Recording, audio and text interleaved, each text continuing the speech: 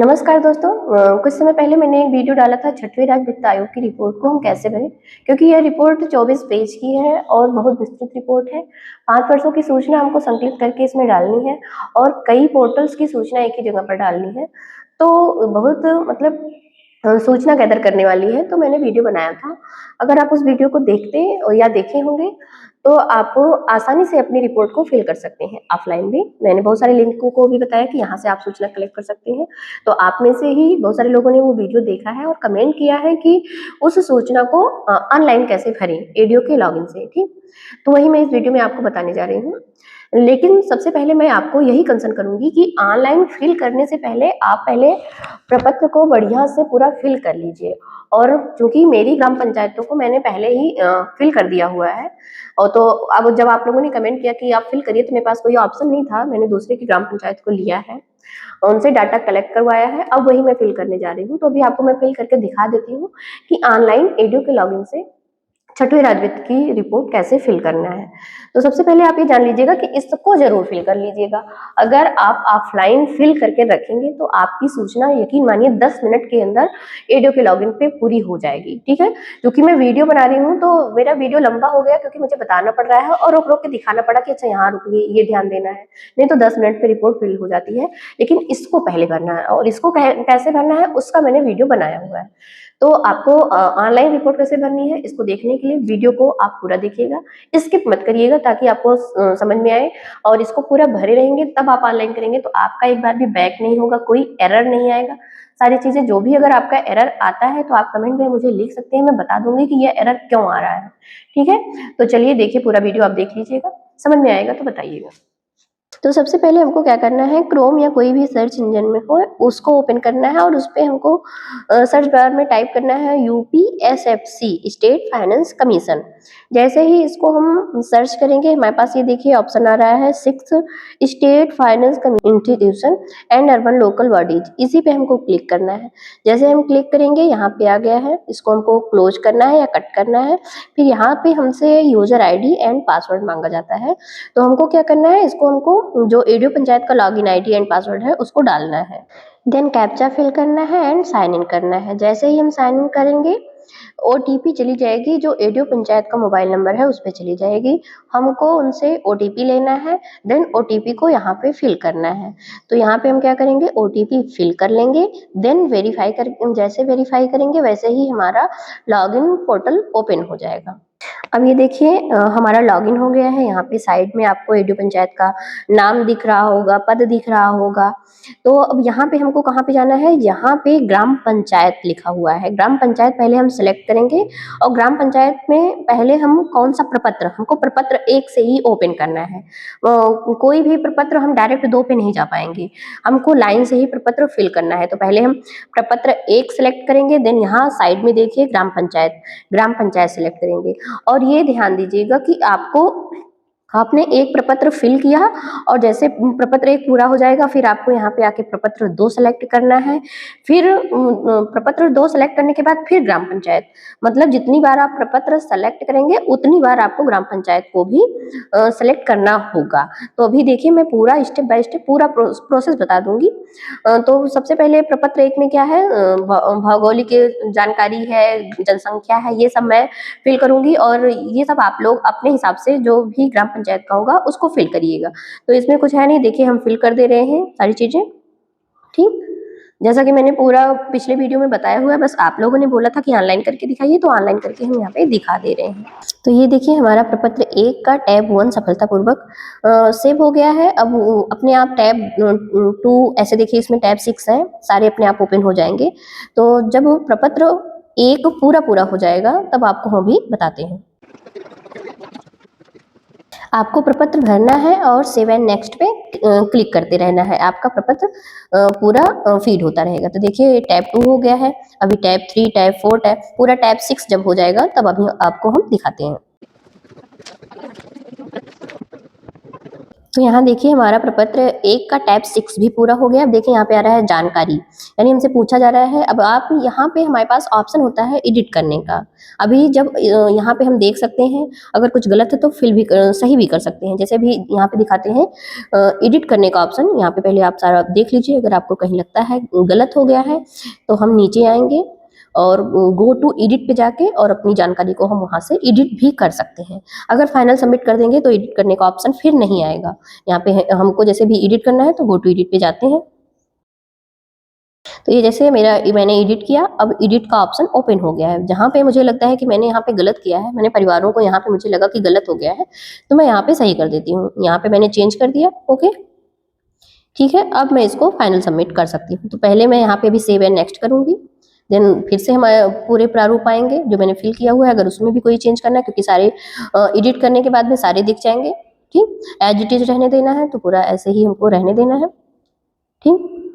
हम जैसे save and next करेंगे, ये हो गया। अब हम यहाँ पे कर देंगे फाइनल सबमिट। एक बार चेक कर लेते हैं, यहाँ पे हमने किया फाइनल सबमिट। अब ये हमारा हो गया प्रारूप 1। अब आपको फिर ध्यान देना है। अब हमको यहाँ पे जैसे हमारा प्रारूप 1 हो गया, प्रारूप 2 पे वहाँ सेलेक्ट करेंगे, देन इधर से हमको ग्राम पंचायत भी सेलेक्ट करना है। ये ध्यान देना है कि हमको हर प्रारूप के बाद, हर टैब के बाद नहीं, हर प्रारूप के बाद में, जैसे हमारा एक प्रारूप हो गया तो हमको उसको सेलेक्ट करना है, देन ग्राम पंचायत को भी बार बार सेलेक्ट करना है, ठीक।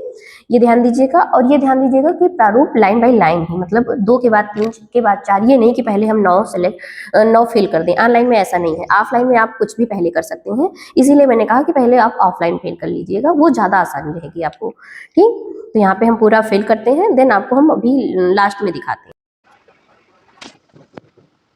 ये देखिए हमारा प्रपत्र 2 भी फीड हो गया। अब हम फीड करते हैं 3 के लिए पहले हम प्रपत्र 3 सेलेक्ट करेंगे, देन ग्राम पंचायत सेलेक्ट करेंगे, ठीक। यहाँ पे प्रपत्र 3 और यहाँ पे ग्राम पंचायत, वही सेम ग्राम पंचायत जो हम फिल कर रहे हैं।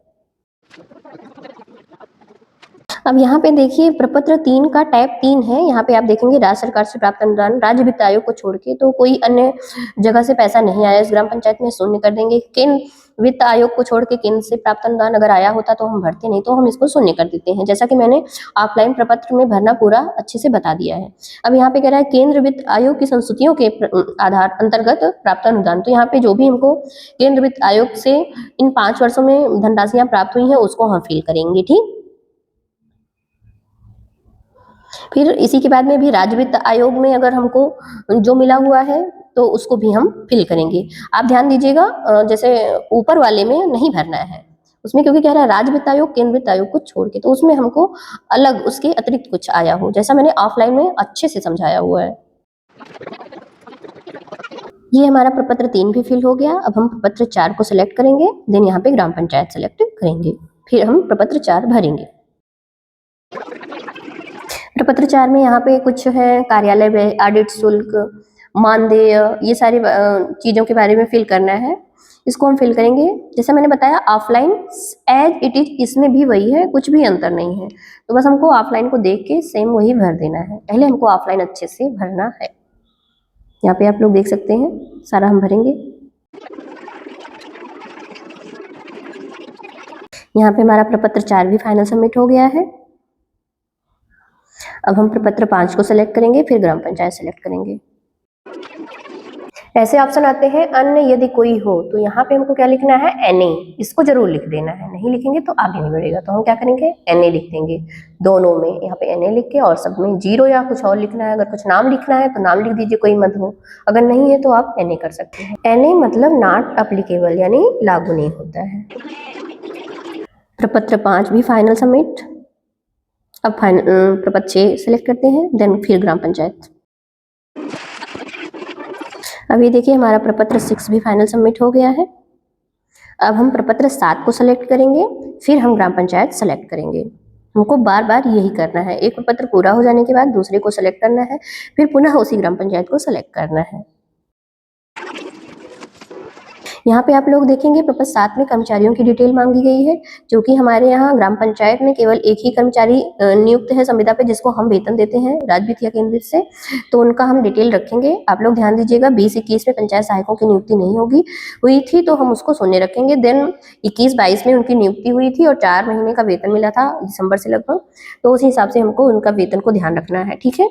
अब हमने हमारा प्रपत्र 7 पूरा हो गया, 8 सिलेक्ट करेंगे, ग्राम पंचायत चयन करेंगे, देन 8 को फिल करेंगे।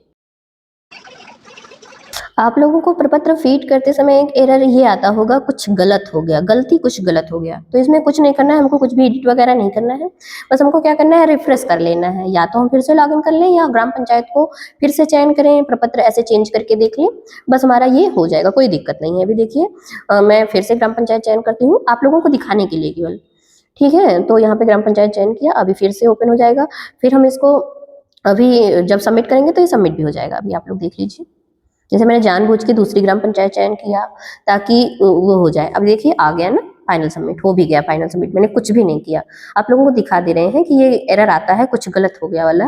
तो इसमें आपको कहीं भी एडिट करने की आवश्यकता नहीं है, बस सिंपली या तो फिर से लॉगिन कर लीजिए या रिफ्रेश कर लीजिए, ग्राम पंचायत फिर से चयन कर लीजिए, इधर उधर कर लीजिए, बस आ जाएगा, ठीक।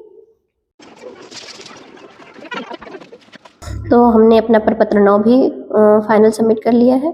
अब हम प्रपत्र 10 फिल करेंगे, सेलेक्ट करेंगे प्रपत्र पे, देन ग्राम पंचायत पे, फिर हम प्रपत्र 10 फिल करेंगे। यहाँ पे आप लोग ध्यान दीजिएगा, प्रपत्र 10 में राज्य वित्त आयोग के अंतर्गत वो पंचम चतुर्थ जितने राज्य वित्त है सभी को संकलित करके, जैसे 20-21 में आप ध्यान देंगे पंचम की किस्त बहुत कम थी, चतुर्थ की ज्यादा थी, ठीक। तो सबको संकलित करते हुए हमको जो है इसको फिल करना है। देन फिर हमने इसमें से कितना रुपया खर्चा किया, ये नहीं कि हम पूरा ही जरूर खर्च कर लें। अगर 10 लाख है, हो सकता है हमने 6 लाख ही खर्चा किया हो, तो ऐसे ही आपको उसका कहाँ कहाँ खर्चा किया है वो सारी चीजें फिल करनी है। मैंने प्रपत्र में बताया हुआ है आपको, जब ऑफलाइन फिल करना है, ठीक।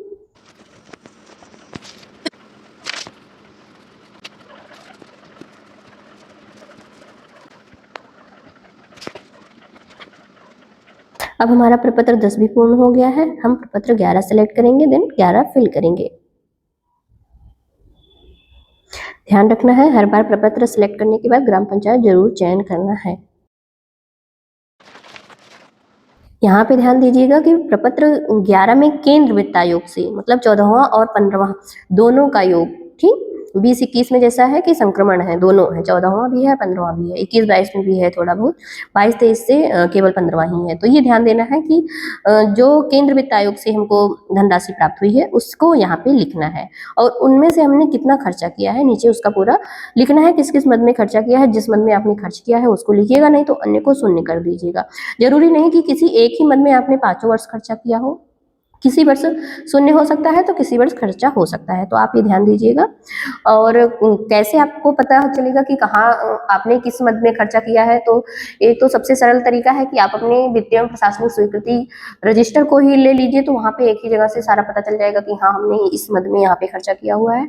सेकंड, मैंने आपको बताया हुआ है, अभी एक वीडियो और हम बना देंगे कि जहाँ से मतलब पता चल जाएगा, और नहीं तो आप अपनी फाइल वगैरह को देख के, मतलब ये तो आपको ही आप ही जान पाएंगे कि आपने अपनी ग्राम पंचायत का पैसा कहाँ पे खर्चा किया हुआ है। तो जैसे यहाँ पे मैंने पूरा फिल कर दिया है किस मंथ में कहाँ पे खर्चा हुआ है, ठीक है। 11 का टाइप 1 हो गया है, एंड टाइप 2 भी अभी कर देते हैं, तो टाइप मतलब क्या है, प्रपत्र 11 भी हमारा हो जाएगा, ठीक। आप लोगों को एक चीज और ध्यान में रखनी है, जैसे 5 वर्ष में सपोज कि आपने एक वर्ष 10 लाख प्राप्त किया, उसमें से 6 लाख ही खर्च किया, दूसरे वर्ष आपने 10 लाख प्राप्त किया और इस वर्ष का 4 लाख बचा, तो आपने 14 लाख खर्च कर लिया, तो ऐसा नहीं दिखाना है आपको, उस 10 लाख का खर्चा उसी वर्ष दिखाना है। नहीं तो अभी दूसरे ईयर आपने 10 लाख खर्चा किया और आप 14 लाख फिर कहाँ से दिखा पाएंगे, वो एक्सेप्ट ही नहीं करेगा, ठीक। तो उसका 10 लाख का जो है किस मंथ में खर्च किया है उस वर्ष जो पैसा आया था, ठीक है, तो वहीं पे दिखाना है, ये ध्यान दीजिएगा। दूसरे वर्ष वो ट्रांसफर नहीं होगा, जैसे कि इस बार 10 आया और दूसरे साल 10 आया, 20 लाख आया, आपने दोनों वर्षों में 20 ही खर्चा किया, बट एक वर्ष पैसा बचा रह गया, दूसरे वर्ष खर्चा किया, तो ये इसमें नहीं एक्सेप्ट होगा, आपको उसी में दिखाना पड़ेगा कि वहीं पे उसी वर्ष खर्चा हुआ है।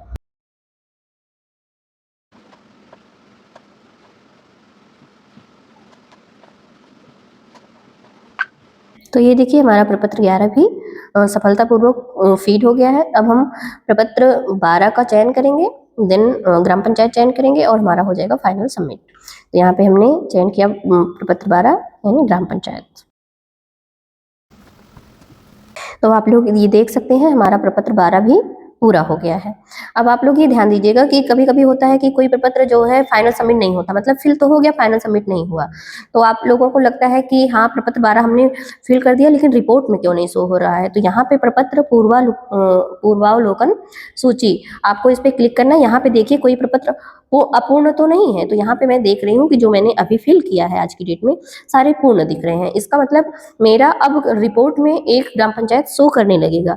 बहुत लोगों का ये प्रॉब्लम हो सकता है कि यहाँ पे प्रपत्र 12 प्रपत्र पूरे ना पूरे हों, इसी वजह से रिपोर्ट में वो ग्राम पंचायत ना शो हो रही हो पूर्ण में। ठीक, यहाँ से आप लोग ध्यान दीजिएगा। अगर जो नहीं पूरा होगा एडिट पे जाइएगा और क्लिक करके उसको पूरा कर दीजिएगा। और अगर किसी का प्रपत्र मतलब कोई गलती हो गई हो, ठीक, तो अब यहाँ पे हम डायरेक्ट तो नहीं सुधार सकते हैं। यहाँ पे पहले हम इस पे जो आई बनी हुई है इस पे क्लिक करेंगे और इसमें हम एडिट रिक्वेस्ट भेजेंगे, तो वो डिस्ट्रिक्ट पोर्टल पे जाएगा। डिस्ट्रिक्ट पोर्टल से फिर वो जब एक्सेप्ट करेंगे, जैसे यहाँ पे देखिए एडिट रिक्वेस्ट, इस पे जब हम क्लिक करेंगे तो ये चली जाएगी। ये देखिए प्रपत्र 10 के संपादन का अनुरोध सफलतापूर्वक दर्ज किया गया। अनुरोध मतलब रिक्वेस्ट भेज दी गई है। अब वहां से जब एक्सेप्ट कर लेंगे तो हमारे पास ये ओपन हो जाएगा, तब हम यहाँ इसमें संशोधन कोई कर पाएंगे। ठीक, अभी तुरंत नहीं कर पाएंगे, अभी तो हमने रिक्वेस्ट भेज दिया है। ठीक, ऐसा है। तो आशा करती हूँ आप लोगों ने पूरा वीडियो देखा होगा और आपको पूरा समझ में आ गया होगा कि प्रपत्र पूरा मैंने एक ग्राम पंचायत का और कितनी जल्दी मैंने, क्योंकि पहले मैंने ऑफलाइन मोड में भर लिया था तो मेरा बहुत जल्दी हो गया। ये तो आपको बताने के चक्कर में मुझे इतना मतलब ज़्यादा समय लग गया, नहीं तो बहुत जल्दी फिल हो जाता है। अगर वीडियो पसंद आया हो आपको तो लाइक करिएगा, शेयर करिएगा और मेरे चैनल को सब्सक्राइब करिएगा, ताकि मैं आगे भी ऐसे ही वीडियो को बनाती रहूं। और अगर आपका कोई भी सुझाव होगा तो कमेंट में जरूर मिलते हैं किसी दूसरी वीडियो में। तब तक के लिए बाय बाय, जय हिंद।